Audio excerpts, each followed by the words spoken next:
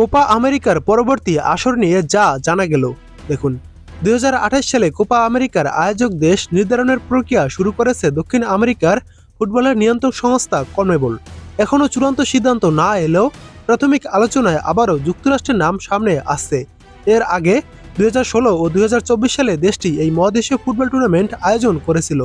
CONMEBOL বর্তমানে ফিফার সঙ্গে 2030 বিশ্বকাপের কাঠামো নিয়েও আলোচনা চালাচ্ছে। সেখানে 48 থেকে অংশগ্রহণকারী দলের সংখ্যা বাড়িয়ে 64 করার প্রস্তাব দিয়েছে তারা। তাতে দক্ষিণ আমেরিকার কয়েকটি দেশে ম্যাচ আয়োজনের পরিকল্পনা উঠে এসেছে। এসব বড় আয়োজনের প্রস্তুতির মধ্যেই 2028 কোপা আমেরিকার আয়োজক নিয়ে ভাবনাচিন্তা জোরদার হয়েছে।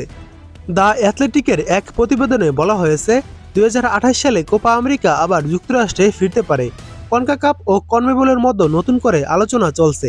সফল আয়োজন, বড় বাজার এবং অবকাঠামোর কারণে দেশটিকে নিরাপদ ও লাভজনক বিকল্প হিসাবে দেখা হচ্ছে। 2026 বিশ্বকাপ ও অলিম্পিক গেমসকে সামনে রেখে যুক্তরাষ্ট্রে ফুটবলের পরিকাঠামো দ্রুত সম্প্রসারিত হচ্ছে। তবে আয়োজক হিসেবে যুক্তরাষ্ট্র একমাত্র বিকল্প নয়। ইকুয়েডর ও আর্জেন্টিনার নামও আলোচনায় রয়েছে।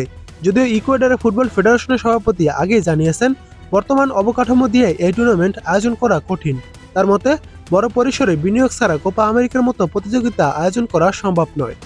এর মধ্যেও ইকুয়েডরের রাজনৈতিক নেতৃত্ব দেশটিকে সম্ভাব্য আয়োজক হিসেবে তুলে ধরার চেষ্টা চালাচ্ছে।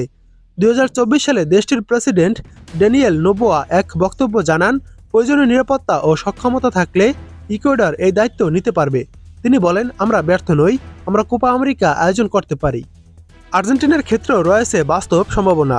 দেশটির একাধিক শহরে আন্তর্জাতিক মানের স্টেডিয়াম রয়েছে, যেখানে বড় পরিসরে টুর্নামেন্ট আয়োজন করা সম্ভব।